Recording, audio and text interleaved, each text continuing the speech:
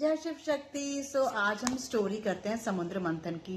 तो बहुत कॉमन सी स्टोरी है, सभी को पता है। हुआ क्या था, जब अमृत का कलश के लिए देवताओं और राक्षसों में युद्ध हुआ तो जो अमृत था वो पूरा समुद्र में गिर गया था। तो उसको अभी कैसे करें, अभी कैसे निकालें कि अमृत था और उसको जी के अमृत को जिसको भी मिलना था वो लाइफ टाइम के लिए अमर होना था।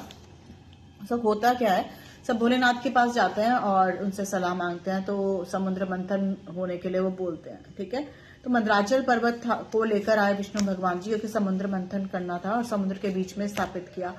लेकिन उसका जो भार मतलब उसका जो बेस था वो इतना अच्छा सॉलिड नहीं था कि वो बेस सॉलिड होता है ऐसा समुद्र का कि समुद्र के अंदर वो टिक जाए, मतलब वो ऐसे ऐसे ऐसे ऐसे होने लगे थे। क्योंकि वेग समुद्र का बहुत ज्यादा होता है ना, इसीलिए तो उन्होंने क्या किया, विष्णु भगवान जी ने कछुआ बन गए और उनको अपने ऊपर स्थापित किया मंदराचल पर्वत को। और उसके बाद क्या हुआ, उन्होंने भोलेनाथ से बोला कि अब हमें क्या करना है। तो उन्होंने बोला कि अब रस्सी कहाँ से आएगी, कैसे हम लोग मंथन करेंगे समुद्र का और कैसे अमृत को निकाला जाएगा। फिर भोलेनाथ के ऊपर जो शेषनाग थे, वासुकी नाग, उन्होंने बोला कि ठीक है भोलेनाथ आप मुझे आज्ञा दीजिए, मैं रस्सी बनूंगा और मेरा मंथन मतलब मेरे थ्रू जो मंथन होगा समुद्र का। तो वो रस्सी बन गए, विष्णु भगवान जी कछुआ बन गए, मंदराचल पर्वत उनके ऊपर आ गए।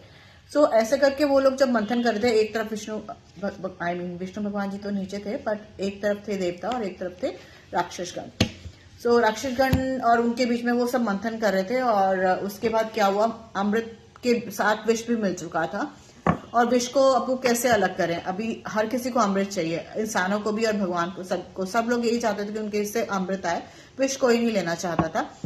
उन्होंने किया क्या, भोलेनाथ ने उन्होंने विष को ग्रहण किया। वो बहुत बहुत बहुत ज्यादा डरी हुई थी माँ पार्वती। ऑब्वियसली उनके भगवान है, मतलब हस्बैंड है, हस्बैंड भी और पूरी दुनिया के तो भगवान ही थे कि वो उनको पियेंगे उनको कष्ट होगा एंड सो ऑन। बट समुद्र से उन्होंने विष को पिया और फिर जैसे ही वो विष यहाँ तक गले तक आया, पार्वती माता ने उनके यहाँ पर हाथ रख लिया कंठ पर और उनका नीला कंठ हुआ, पूरी बॉडी में उन्होंने नहीं जाने दिया। तो इसलिए वो नीलकंठ के नाम से जाने जाने लगे। और उसके बाद क्या हुआ कि ना उन्होंने बोला कि मैं तो पार्वती को बोला कि पार्वती ने बोला, सॉरी मैं बहुत ज्यादा फंबल कर रही हूँ ठंड में ना। पार्वती ने बोला कि ना अभी आपके मन में तो नारायण बसते हैं और मैं नहीं चाहती कि आपके मन तक ये पॉइजन पहुंचे, विष पहुंचे। तो भोलेनाथ ने बोला नारायण तो बसते ही है मेरे मन में, लेकिन आप भी बसती है मेरे मन में। फिर उसके बाद उन्हें पार्वती माता ने नीलकंठ के नाम से उन्हें बना दिया, मतलब जाने लगे और पहचान बना दी उनकी। और उसके बाद जब विष्णु भगवान जी अमृत बांट रहे थे तो राहु केतु नाम का एक राक्षस भी उसमें घुस गया था। ये तो कहानी सबको ही पता है, राइट। और उसके बाद क्या वो सबको विष दे रहे थे, सब देवताओं को। और जैसे ही उन्होंने उसको राक्षस को विष देने लगा, वो समझ गए, एक ड्रॉप ही गया था कि ये तो राक्षस है, देवता है ही नहीं। इतने में उन्होंने उनका सर काटा, लेकिन एक ड्रॉप तो चली गई थी।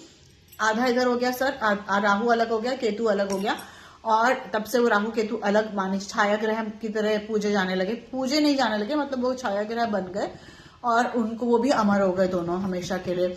यही समुद्र मंथन की कहानी है। और राहु इज नंबर 4, तो जिनका भी बर्थडे 22, 13, 4 को आता है और 31 को आता है, वो राहु के उसमें राहु की पर्सनालिटी होती है। केतु जो होते हैं वो होते हैं 7, 25 एंड 16। ऐसे लोगों को बहुत ज्यादा स्पिरिचुअल होना चाहिए, तो लाइफ बहुत खूबसूरत रहती है। ठीक है, love you all, keep smiling and her her Mahadev.